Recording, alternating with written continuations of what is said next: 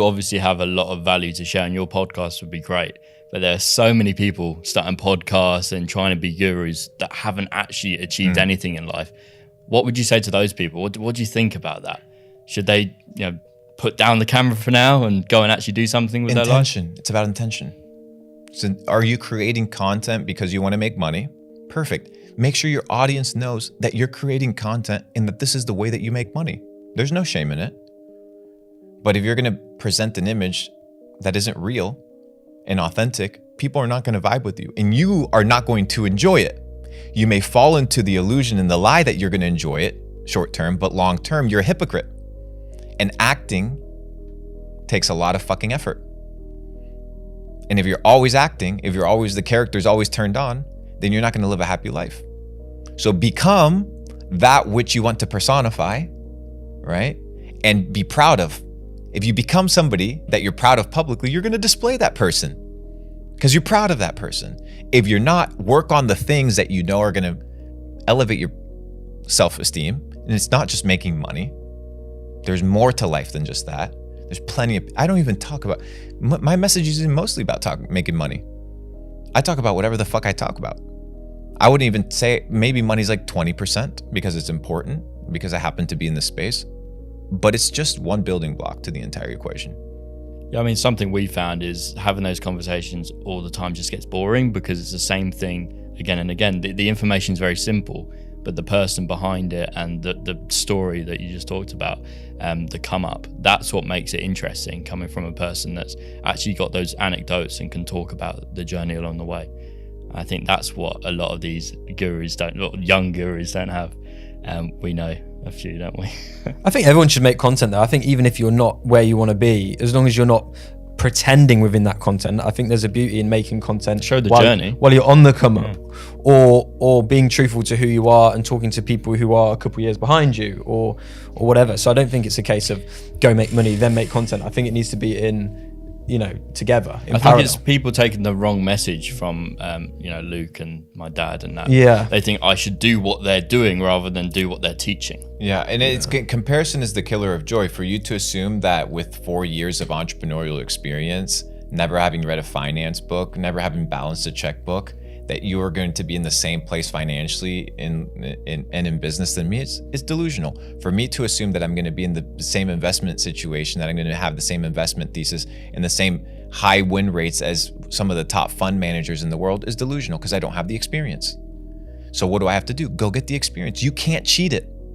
You can't cheat it. Like, you could cheat your way through school. You could cheat your way through lying to your parents. You could cheat, but it's like fighting. It's like the gym. You got to show up. And if you don't show up, the moment that you have to prove yourself, you fall. So if you want to be a real entrepreneur, go actually start a business. Go work for somebody. Go be a number 2. Go be a number 3 in a company. Figure out the basics of accounting. Like the simple shit. And then from there, you gain the confidence to what? To talk about what you know. Not to talk about what you've heard.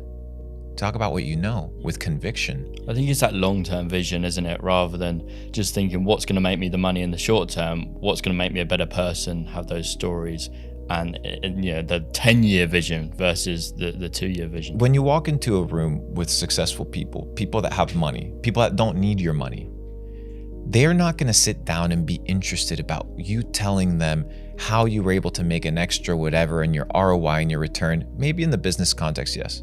People care about your stories. People care about your experiences. People care about who you are as an individual. This idea that you can walk into a room with $100,000 watch and impress guys that were wearing $100,000 watch is just not realistic, because that's not how they think. Because money is no longer a priority. That's the brokey mindset. That's because they place money here because they don't have it. When you have it, you place other things. You know what's hard to get? Experiences. You know what's hard to get? A loyal wife. You know what's hard to get? A healthy body. That's the thing that these people admire. Yeah, one of the things I like about you as well is you always remain the student, even though you know as much as you do. In Capital Club, you go and talk to all of these different very successful people across the world. What are some of the things you've learned from them that you didn't necessarily know maybe last year? The best conversation that I had in Money Talks was with this guy that has never made content on the internet, who's a real estate guy, a real estate developer, and he made a couple $100 million with commercial real estate in Malaysia, Singapore, countries in the APAC region. And I told him, I was like, hey, you're sitting on a couple $100 million, like what's next? You're usually, hey, well, I got this plan, I'm gonna take this to the billions. And he looked at me and said, Luke, I spent the last 20,000 hours learning how to be a great entrepreneur. I'm gonna spend the next 20,000 hours learning how to be a great father. So his entire life mission changed completely, because once you master one game, you realize that there's other games to master. If you're only playing one game, then you're missing out the fullness of life. So very, very wise people that are where we want to be, and they get there and they give us clues as to how we should redirect our path.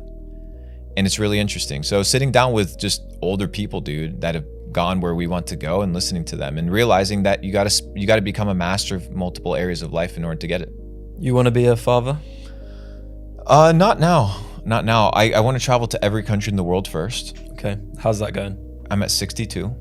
Okay. So pretty good. How many countries are there? I think I got another 100 plus to go. Right, okay. Maybe That's pretty good though. 62 is pretty. Yeah, but it's a lot of these, like, I haven't been to Africa. I went to Morocco, that's it. But I haven't been to the rest of Africa. So that's a couple dozen countries. A little bit of South America still missing. Most of the Middle East still missing. Most of Asia still missing. So I got Europe pretty on lock, North America pretty on lock. We still got some traveling to do. Have you guys do much traveling or not? We try and do as much as we can, yeah. Especially with the Here in podcast Europe, and that. though, you get some good trips too. Yeah. But the thing is, I think we take it for granted as well because we're always here. Yeah. Americans will come over and they'll be like, I want to go to Europe. I want to go to Italy and France, and like we can jump on a plane and be there in 2 hours. But people that live here don't do it as much because we kind of don't see it as cool or impressive. We see because you don't get on a plane for very long. There's a thing in our mind that goes, that's not a real trip. But yeah, we're trying now. I've been to quite a few places in Europe this year, and Yeah, we're talking about moving to Dubai in the future. Good. Me and Tom. yeah, I would like Clyde to come as well, but I think he's gonna stay here. Yeah, nah, too many ties, man. Too many ties. I feel you, brother. he's got a little dog. Too many chains. Little son. Yeah. No, Europe's cool though. Where's your favorite place that you've been in? Italy. This part of the world. Italy. Yes. There's a reason why the monarchs lived there. Why the ancient wise lived there. Greece, Rome, You've been to Switzerland? Italy. Switzerland's nice. I think that's very nice. Yeah. Very nice. Albania, great place as well. Montenegro, Bosnia, that entire the Balkan region, incredible.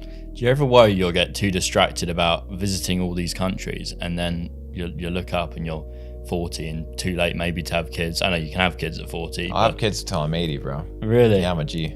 What happens though when they're like 20 and then you can't go and do stuff with them or you can't play with them when they're Why 10? can't I play with them? I'm not gonna. This I- man's gonna yeah, live. you're not gonna- This man's gonna live to 180 Bro, years old. 120, How bro. old do you reckon I'm you're gonna be gonna doing live? bro. So there's a guy. I don't know if you guys were around back in the day for the for one of the guys that spearheaded Google ads and YouTube ads back in the day. But there was a guy called Mike Chang, which was Six Pack Shortcuts. I don't know if you guys ever saw those ads of the Asian guy that used to do the ab shit. I used to follow along. Okay, so yeah. so he basically sold the business and then he moves to Bali and now he created something based off of flow. I think he's in his mid 40s, but the guy can do sideways splits. He plays around on the floor with his kid. He does like cartwheels. He's mobile, flexible. So I'm realizing, hey, like, dude, I'll be around. I'll be young. I'll be youthful. Thinking of that you're supposed to be deteriorated and aged by the age of 70 is not normal. So you expanding your kind of quality of life for longer versus your actual lifespan, or are you going to do both? Both. Yeah, lifespan, longevity, and quality of life. Absolutely. So what's the age you're aiming to live to then? 120. How would you deal with it if something Love hit that you? too. Like if possible. if in 2 years you woke up and something had seriously gone wrong, like you had a heart attack or you got some kind of deadly cancer, God forbid. But if that did happen, how would you deal with that? Because when you're so sure that something's not going to happen and you're so sure it's going to go a certain But who way, said- when it doesn't, what does that do to you? Nothing, because I have no expectations. You're saying that I'm sure that I'm going to live till I'm... No, that's what I I hope that I can live till 120. Maybe I don't. Who gives a fuck? So it's like I don't have any expectations. When you have no expectations, you can't be let down. Well, I would say that your expectation was that you'll be able to play around with your kids and you'll still be having kids at 80 because you're a G and things like that. So surely there is an expectation there. Those are like hopes. You know, Okay. it's like, oh, that would be nice. But if it yeah, doesn't no, I get happen, your identity's not attached to it. Like if you don't become a millionaire, how old are you? 22. If you don't become a millionaire in the next 12 months, you're a loser. Like if that's your metric, you can't gauge certain things. Certain things are outside of your control. Focus on the inputs. Don't focus on the outputs. The outputs are variables that you can't control. Like if somebody's gonna die or if you can even have kids. All these certain things you can't control. What you can control is preparing yourself that in case the opportunity does come, you actually get to enjoy it. Yeah, no, I get it. I just because obviously when Curtis had his thing the other day, it's like, you know, this is shit. This is worrying me. I don't want to do what I'm meant to be doing because I'm thinking about this, whatever it may be. Oh, were you thinking about me? No, I'm talking about you. Oh, okay. I thought you were saying you were worried. Well, no, I was worried, but it wasn't stopping me from doing what I needed to do. I'll be so pissed when you outlive us all. With I was your saying energy this to him, drinks and your I packet think of that I crisps. will. I just have this You're weird. saying it's the best I have ones this that go. weird little thing. The good ones go. I think the people that care the most will be the first to go, and I'm going to outlive the lot of you. With Hey, my why vape not, and bro? my fucking Red Bull. Hey, Good so for be you. it. Long live the king, But obviously, yeah. Watch me die next week now. So but yeah. Do you think there needs to be advancements in, you know, technology for us to actually live to 120? No, I right mean, now you can live Biden to right 120. now, what is he, 70 something? And he's not Yeah, there. but you're talking about a highly stressed individual that's been in Yeah. politics for 45 years and probably has a shitty diet. Right. So none of his conditions are optimal for quality of life. His How- brain how- is rotting. How old's the oldest person right now? Does anyone know? Over 120. Yeah. Probably. Yeah, there's blue zones, it up. areas with it up. with energy vortexes in different places of the world, like Italy, Japan, places where people live a lot longer. Energy vortex. What's that? Energy vortexes is places with higher frequencies, and they're called blue zones, better areas for living, some way, shape, or form. 117.